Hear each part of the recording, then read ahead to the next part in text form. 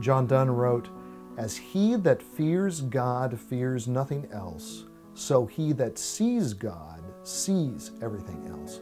There's several components to that. One is that if you fear God, you don't have to be afraid of anyone else. So we're all going to fear somebody. So like when people talk about, oh, I don't know, I don't feel comfortable with this idea of fearing God. Well, get used to it. I mean, Scripture says we're supposed to fear God, even though, yes, He's our Father. And some people quote 1 John, perfect love casts out fear. Yes, but we're still told that in the right way, we are to realize that God judges sin. And if we sin, we should fear the natural consequences that are going to come out of that.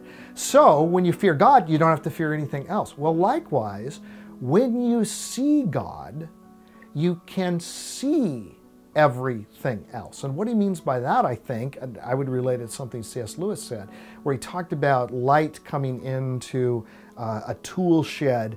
And when you see the light come in, it's not simply that you see light, it's that you now see everything else in the tool shed in that light. So we see the whole world in the light that God brings us. In fact, in John 1, it says, Christ came into the world and he was the true light who enlightens everyone. Even the unbeliever, as a result of Christ's incarnation, in some way that we don't even totally understand, is enlightened through his redemptive life and his redemptive death. We're able to see things as they really are.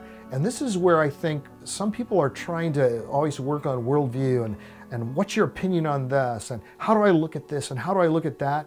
We need to see God. We need to contemplate his attributes.